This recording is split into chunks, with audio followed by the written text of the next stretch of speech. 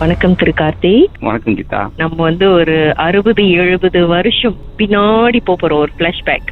Okay. எங்க தாத்தாக்கும் ஒருவருக்கும் ஏற்பட்ட பகை. அப்படின்னா எப்படி பகைனா, எங்க தாத்தா ஒரு எம்மர் போரோ பண்ணியிருக்காரு. எம்மர் போரோ பண்ண கையோட அது என்ன நடந்துருச்சுன்னா, அந்த கொடுத்தவர் என்ன சொன்னாரு, எங்க தாத்தா கொடுக்கல அந்த எம்மர். எங்க தாத்தா கொடுத்துட்டாரு. ஆனா அவரு என்ன சொல்றாரு, கொடுக்கல நீங்க கொடுக்கலன்னு. அப்ப ரெண்டு பேத்துக்கும் பெரிய கை கலப்பு வந்துருச்சு. கை கலப்பு வந்த கையோட அவரு என்ன செஞ்சுட்டாரு, செய்வதை செஞ்சுட்டாரு. எங்க தாத்தா இறக்குற மாதிரி, தாத்தா இறக்குற மாதிரி செஞ்ச கையோட எங்க தாத்தாக்கு அந்த நேரம் நம்ம இந்து மதத்தை சொல்றாங்களா, நேர காலம் நல்லா இருக்கும்போது அவங்களுக்கு எதுவும் பாதிக்காதுன்னு. அந்த வகையில பார்க்கும்போது எங்க தாத்தாக்கு பாதிக்கல. ஆனா எங்க அம்மா கிராஸ் பண்ண அந்த என்னமோ பொருளை வீட்டுக்கு முன்னுக்கு போட்டது கிராஸ் பண்ணது எங்க அம்மாக்கு பாதிச்சிருச்சு. எங்க அம்மாக்கு பாதிச்ச கையோட என்ன நடந்துச்சுன்னா, எங்க அம்மாக்கு இதெல்லாம் ஒண்ணுமே தெரியாது. அப்ப இது கொஞ்ச நாளா போய்கிட்டு இருக்கு, ஒரு 2-3 மாசமா போயிட்டு இருக்கு. எங்க அம்மாக்கு கோயிலுக்கு எல்லாம் போக முடியாது, ஒரு காவடியை பார்த்தா முடியாது, ஒரு கோயிலு கிட்ட போக முடியாது, ஒரு சாமியாரை கிட்ட போக முடியாது. எங்க அப்பாவை பார்த்தா ரொம்ப வெறுப்பு வரும்.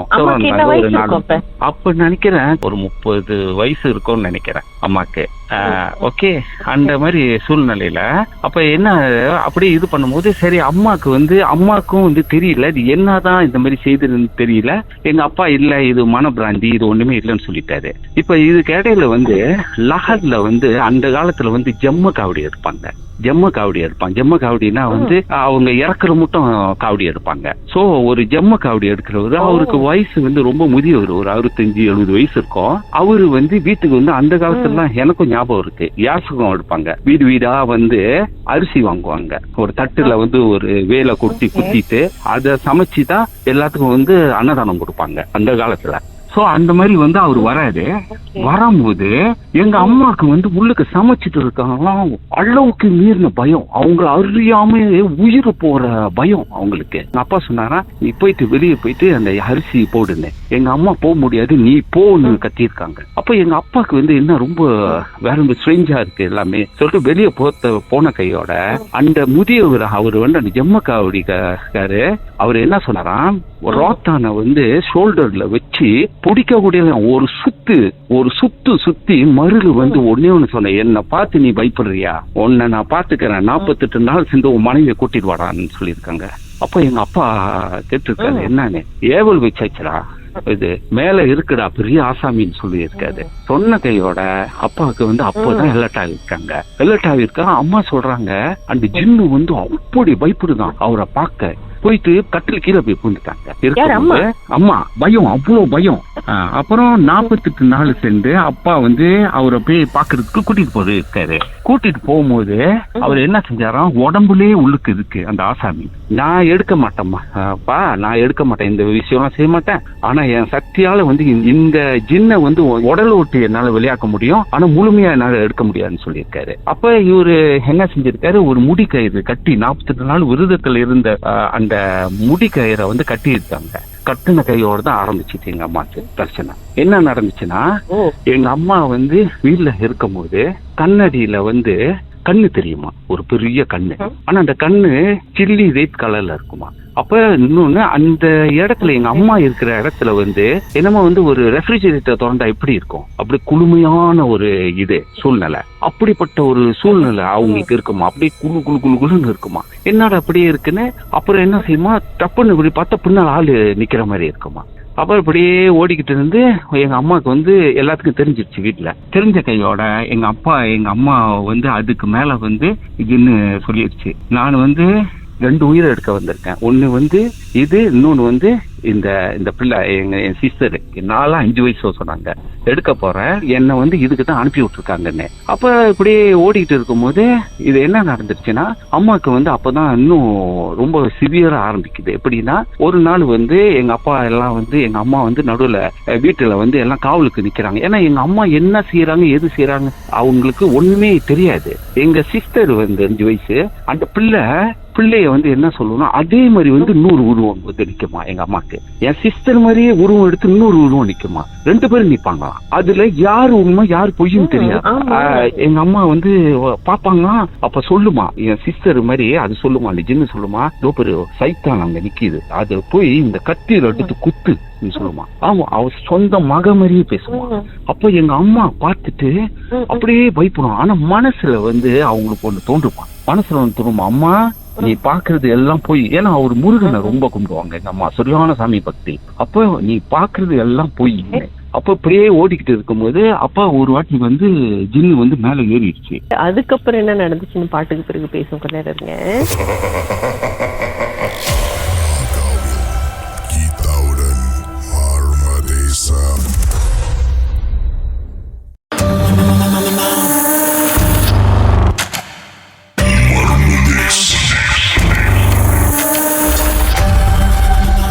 சொல்லுங்க, அதுக்கப்புறம் என்ன நடந்துச்சு? ஜின்னு வந்து மேல ஏறிடுச்சு. ஏறி வந்து கேட்டு என் தங்கச்சி கேட்டிருக்கேன், உங்க அம்மாவை கொடுத்துருங்க. எங்க அக்கா சொன்னாங்களா, நானும் வர மாட்டேன் எங்க அம்மாவும் வர மாட்டாங்க வந்துட்டேன். ஒரு சத்திய வாக்கு மாதிரி. அதோட வந்து இன்னும் அளவுக்கு மீறி பிரச்சனை வந்த கையோட எங்க அப்பா வந்து அங்கங்க சாமி பார்க்க தூங்கிட்டாரு. தூங்கின கையோட எங்க அப்பாவும் எங்க மாமாவும் பார்க்க தூங்கின கையோட முடியல, ஒண்ணுமே செய்ய முடியல. அப்ப இவங்க என்ன செய்வாங்கன்னா, ராத்திரி வந்து ஒரு நாள் வந்து மாமா மேல வந்து முனீஸ்வரர் மேல ஏறி வந்துட்டாங்க. அது ஃபர்ஸ்ட் டைம் அவங்க உணர்ந்தது. ஓத்தால் அடின்னு அடிச்சிருக்காங்க அம்மாவை. ஆனா மேல ஜின்னு இருக்கு. அப்ப சொன்னான், பரவாயில்ல நான் விட்டு போயிடுறேன், என்ன சுடுகாட்டு கிட்ட வந்து ஒரு தூங்கு குஞ்சு மரம் இருக்கு, நீ அங்க என்ன கூட்டிட்டு போ, மரம் தான் என்னோட இருப்பிடம், நான் அங்க போன பிறகு நான் வந்து விட்டுறேன். அப்ப இவங்க என்ன செஞ்சிருக்காங்க, எல்லாம் முடிஞ்ச கையோட மறுநாள் வந்து ராத்திரி 12 மணிக்கு மேல எங்க அம்மா சொல்றாங்க, அந்த இடத்துக்கு போனோம், அது கூப்பிடுதுன்னு. அப்ப எங்க அப்பா வந்து சரி நம்ம தான் சொல்லிட்டு சரி அதுதான் போறேன்னு சொல்லிடுச்சுன்னு சொல்லி 3 பேரு, எங்க மாமா எங்க அப்பா எங்க அம்மா எல்லாமே போயிருக்காங்க. அந்த ராத்திரில 2 மணிக்கு போயிருக்காங்க. சுடுகாடு இன்னும் இருக்கு அந்த இடம் புத்தவங்கள. சுடுகாட்டுக்கும் இதுக்கும் வந்து கிட்டத்தட்ட வந்து ஒரு 800 மீட்டர் தான் இருக்கும். சரி நடந்து போயிருக்காங்க. போன கையோட அங்க போன கையோட எங்க அம்மாக்கு கண்ணுல தெரியுதா, மரத்துல உட்காந்து அந்த ஜின்னு. ஓகே, அந்த ஜின்னு வந்து உட்காந்து எங்க அம்மாக்கு தெரியுது. அப்ப எங்க அப்பாவையும் எங்க ஓகே எங்க அம்மா கரெக்டா சொன்னாங்க. எங்க அம்மா சொன்னாங்க, கண்ணு வந்து சில்லி ரேட்ல இருக்குமா, மேல வந்து 2 கொம்பு, தலையில கொம்பு 2 கொம்பு இருக்குமா, பச்சை பச்சேன்னு இருக்கும். ஆனா அதோட உடல் எப்படி இருக்கும்னா, இப்ப இந்த கறிக்கட்டை வந்து இந்த அடுப்புல வந்து நம்ம கறிக்கட்டை போட்டா எப்படி வந்து அப்படியே அனல் அப்படியே அந்த ஃபிளேம் அப்படியே ஒரு மாதிரியா இது பண்ணுமா, நெருப்பு மாதிரி அப்படியே எரிஞ்சுக்கிட்டே இருக்குமா. அந்த அடுப்புல வந்து எப்படி அந்த இது எரியுதோ அதே மாதிரி அது உடல் பூரா அப்படிதான் தீ எரியுற மாதிரியே இருக்குமா. அது உயரம் வந்து கிட்டத்தட்ட 12-13 ஃபீட் கிட்ட இருக்குமா. அது அங்க எங்க மாமாவும் எங்க அப்பாவும் போனதுக்கு பிறகு அங்க என்ன நடந்துச்சுன்னா, இவங்களோட புத்திய மாத்தி எங்க அம்மா வண்டி நிறுத்திட்டு இவங்க 2 பேரும் கிளம்பிட்டாங்க. எங்க மாமாவும் ஏமாந்து எங்க தாத்தா எல்லாம் ஏமாந்து இவங்களோட புத்திய மாத்தி கொண்டு போகுது வீட்டுக்கு. ஏன்னா ஸ்பூனர் ரோடு தானே, அது வந்து நடந்து போறாங்க. போன கையோட முன்னுக்கு நடந்து போறாங்களாம். எங்க அம்மா நடந்து போய்கிட்டே இருக்காங்க. நடந்து ஆனா அந்த டிஸ்டன்ஸ் இருக்குல்ல, அது கிட்டே போக முடியலையா அவங்க 2 பேரும். எங்க அம்மா நடக்கிற வேகத்துக்கு போக முடியலையா. ஆக்சுவலி வந்து எங்க அம்மா சுடுகாடுல இருக்காங்க. அது போனது முன்னுக்கு ஜின்னு எங்க அம்மா மாதிரி உருவம் எடுத்து போகுது. போன கையோட கோயில் வந்து ஒரு முனீஸ்வரன் கோயில் இருக்கு, அங்க வந்த கையோட அது என்ன நடந்துருச்சுன்னா, அந்த வந்த கையோட மறைஞ்சிட்டாங்க. அது மறைஞ்சிருச்சு. மறைஞ்ச கையோட வீடு கிட்ட வந்துருச்சு. வீடு கிட்ட பார்த்தா காணா. அப்பதான் தெரியுது, ஐயோ நம்ம அங்கேயே விட்டுட்டு வந்துட்டுமே. ஓடுறாங்க 2 பேர். ஓடுனா அங்க நடந்த சம்பவம் என்னன்னா, எங்க அம்மாக்கு வந்து எங்க அம்மா முருகனை கும்பிடுறாங்களே, அப்ப எங்க அம்மாட்ட வந்து அந்த ஒரு குரல் கேட்டா, பயப்படாதமா யாம் இருக்க பயமே. அந்த குரல் கேட்கும் போது எங்க அம்மா சுத்தி வந்து ஒரு ஒளி வட்டம் மாதிரி வந்து இது பண்ணது சின்ன வந்து விலகி நின்று அப்படியே மறைஞ்சிருச்சான். அப்படியே மறைஞ்ச பேரு எங்க அம்மா அங்கேயே மயக்கம் போட்டு விழுந்துட்டாங்க.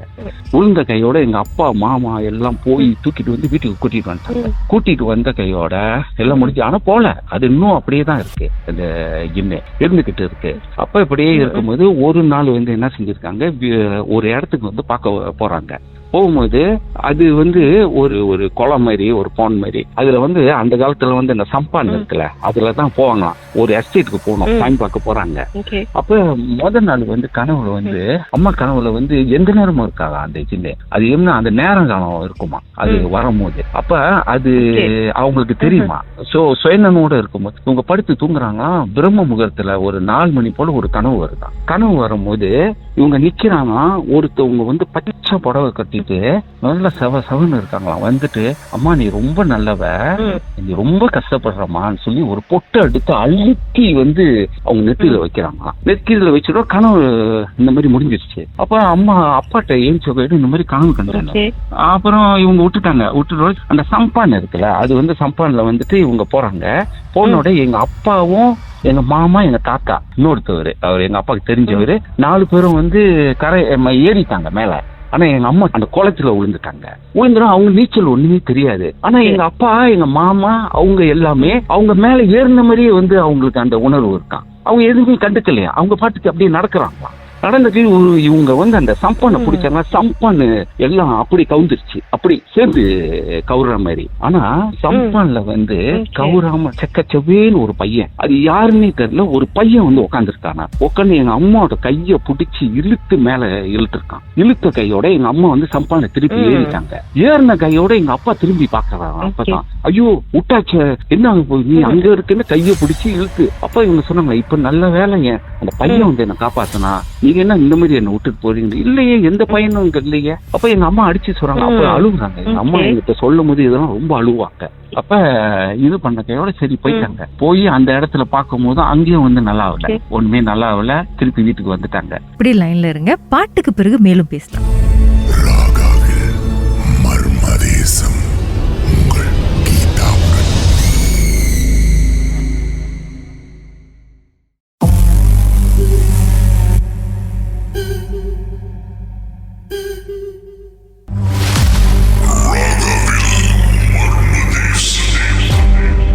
சொல்லுங்க சார், அதுக்கப்புறம் என்ன நடந்துச்சு? வீட்டுக்கு வந்த கையோட இவங்க அப்படியே ஓடிக்கிட்டு இருக்கு. ரொம்ப நாள் அப்படியே பிரச்சனை ஓடிக்கிட்டே இருக்கு.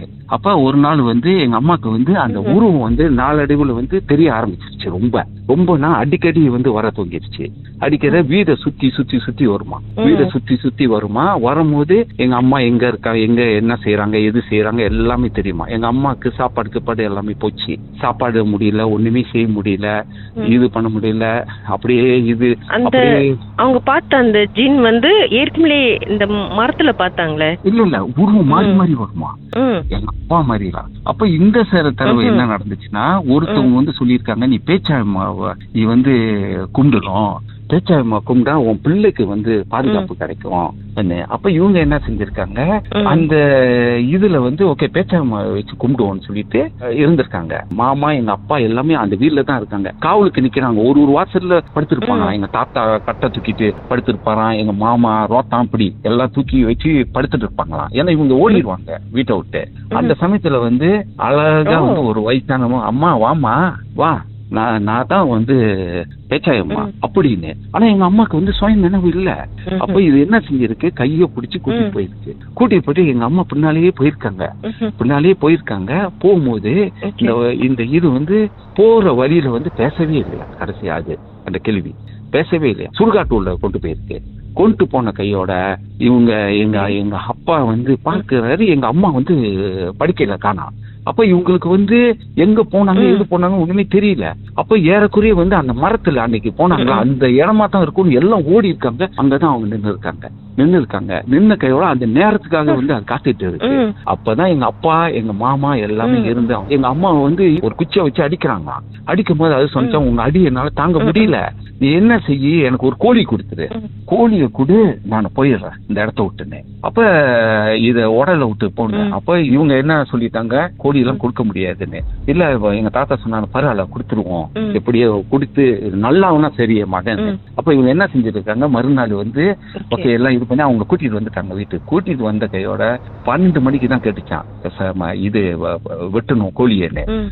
எங்க இடத்துல அந்த சுடுகாடு அந்த இது இருக்குல்ல அந்த மரத்துக்கிட்ட அங்கதான் வெட்டின கையோட வெட்டி அப்படியே எங்க அம்மா மேல உக்காந்து அப்படியே உருங்கி அப்படியே தப்புன்னு தூக்கி போட்டுருச்சான். அந்த கோழிய. கொஞ்ச நேரம் எத்தனை செகண்ட் தானே புரிஞ்சுது. என்னம்மா சொன்னிச்சான், இவ்வளோ பெரிய ரத்தம், இந்த கோழி ரத்தமே இப்படி இருக்கும் போது இவளோட ரத்தம் எப்படி இருக்கும், எனக்கு விட்டு போயிருவானா, போக மாட்டாங்க, அவங்களால என்ன செய்யுமோ செஞ்சுக்கடா, உன்னால என்ன செய்ய முடியுமோ செஞ்சுக்க சொல்ல சொன்ன கையோட அதோட அவங்களால என்ன செய்யறதுன்னே தெரியல. அப்பதான் அவங்க என்ன சொன்னாங்க, நேரம் நாள் ஆகுது. அப்ப வந்துட்டாங்க. வந்த கையோட எங்க அம்மா வந்து ஒரு நாள் வந்து வீட்டுல வந்து இருக்காங்க. வீட்டுல இருக்கும் போது எங்க அம்மா வந்து தற்கொலை பண்ணி முடிவுக்கு போயிட்டாங்க. அவங்களால தாங்க முடியல.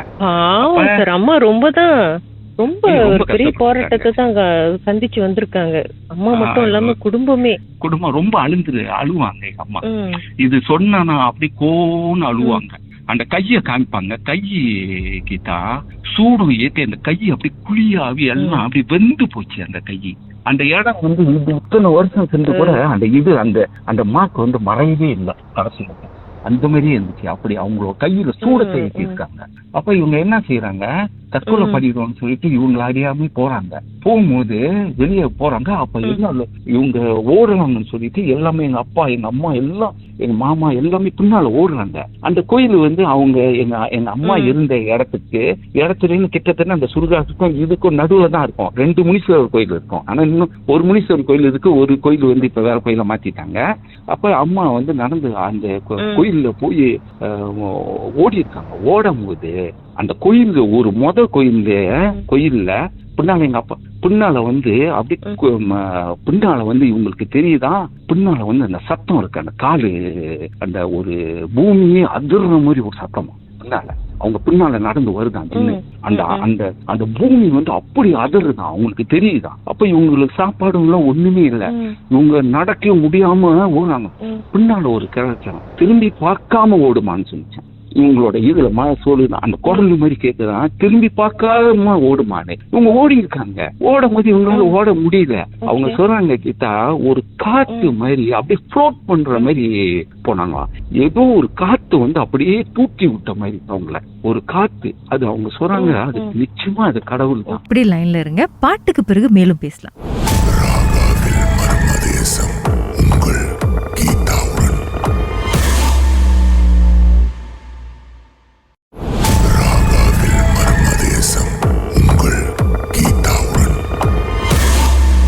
சொல்லுங்க, அதுக்கப்புறம் என்ன நடந்துச்சு? காத்து மாதிரி இவங்க அப்படியே போயிருக்காங்க. போகும்போது முனீஸ்வரர் கோயிலுக்கிட்ட வந்து ஒரு வயசானவர் வெள்ளை வேஷ்டி கட்டிட்டு சுருட்டு அடிச்சுட்டு மேல தலப்பா கட்டிட்டு நிக்கிறாராம். அந்த இதுல அம்மா இங்க வாமான்னு சொல்றாங்களாம். இவங்க என்ன செய்யறாங்க, அது அவங்க பார்த்துட்டு அவரு 2 கோயில்ல இந்த கோயிலுக்கு போக மாட்டாங்க. எப்போதும் முன்னுக்கு உள்ள கோயிலுக்கு தான் போவாங்களாம். இதுக்கும் அதுக்கும் கிட்டத்தட்ட ஒரு 50 மீட்டர் தூரம் தான். இவங்க ஓடுறாங்க. முன்னுக்கு கோயிலுக்கு போகும்போது நடுவுல நின்று நிக்கிறாராம் எங்க குலசாமி முனீஸ்வரர். அவர் வந்து கிட்டத்தட்ட சொன்னாங்க உயரமா அப்படி அண்ணாந்து பார்த்தாங்களாம். அப்படி சொன்னாங்களாம், அங்கே இருப்பவனும் நான் தான், இங்கே இருப்பவனும் நான் தான்மா, ஏமா பயப்ப வாமான்னு. அம்மா ஓடுறாங்க. ஓடி போய் அந்த கோயில் இருக்குல்ல முனீஸ்வரர் கோயில், போய் இந்த வழியில போமான்னு போய் உள்ளுக்கு போய் அந்த சிலை பின்னால போய் ஒளிஞ்சிட்டாங்க. சிலை பின்னால ஒளிஞ்ச கையோட அந்த ஜின்னு வந்து வெளியே நின்றுச்சு. அப்படியே அந்த கோயிலுக்கு வெளியே நின்று அந்த இது வந்து அந்த காலத்துல வந்து இந்த கட்டையில இந்த பலகையில தான் வந்து பாக்க செஞ்சிருப்பாங்க ஃபென்ஸ். அதுல வந்து ஒளிஞ்சு பாக்குதான். அதோடைய கண்ணு தெரியுதான். அப்புறம் எங்க அப்பா அம்மா எல்லாம் ஒடியாந்து எங்க அப்பா எல்லாம் ஒடியாந்து எங்க அம்மா கூட்டிட்டு வந்துட்டாங்க. கூட்டிட்டு வந்த கையோட அதுக்கு பிறகுதான் வந்து இவங்க என்ன செஞ்சாங்க, ஒண்ணுமே செய்ய முடியாது. இது ஓகே, இவங்க எல்லாம் விருதம் எடுத்திருக்காங்க. எங்க அப்பாவும் எங்க மாமாவும் விருதம் எடுத்து இவங்க சொந்தமாவே அழைச்சிருக்காங்க. அழைச்சி செய்யறாங்க. அழைச்சி அடின்னு அடிச்சு எங்க அம்மாவை கையில வந்து சூடத்தை ஏத்தி இது பண்ண கையோட அதால தாங்க முடியல இந்த ஜின்னுனால. அப்பதான் சொல்லிட்டான் ஜின்னு, எனக்கு வந்து செஞ்சது வந்து உங்க வீட்டுக்கிட்டே தான் அர்த்தம். அவன் தான் என்ன வந்து என் குருட்ட சொல்லி என்ன அனுப்பி விட்டான். ஓகே, அந்த அட்ரஸ் எங்க அம்மா சாவரமுட்ட சொல்லுவாங்க. அந்த அட்ரஸ் கரெக்டா சொல்லிச்சான். பகாந்தத்தோ என்னமோ அது ஒரு அட்ரஸ் சொல்லுவாங்க எங்க அம்மா மலாயில சொல்லி, நீ இங்க போ, நீ இங்க என் குரு அங்கதான் இருக்காரு.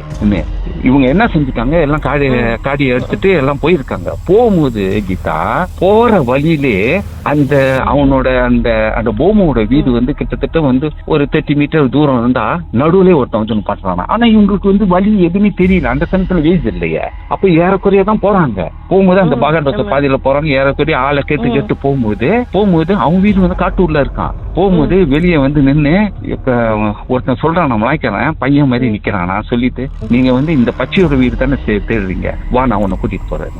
இது போய் ஜிம்மு போய் முதலே தெரியப்படுத்திடுச்சு, அவங்க குருட்ட போய் தெரியப்படுத்திடுச்சு. அவன் வந்து நின்று கூட்டிட்டு போறானா. கூட்டிட்டு போன உள்ள போன கையோட, வா நீ வந்து இன்னும் உயிரோட இருக்கியா அவன் கேட்டானா. ஓமோ ஏவி விட்டானா. அவன் கேட்டானா, வா இன்னும் நீ உயிரோட இருக்க.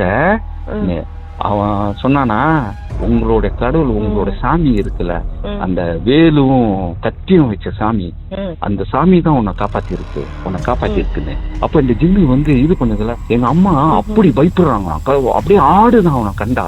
அவன் என்னம்மா செஞ்சானா, ஒரே வார்த்தை தானா, எங்க அம்மாக்கு அந்த பயம் எங்க போனுச்சுன்னே தெரியலையா.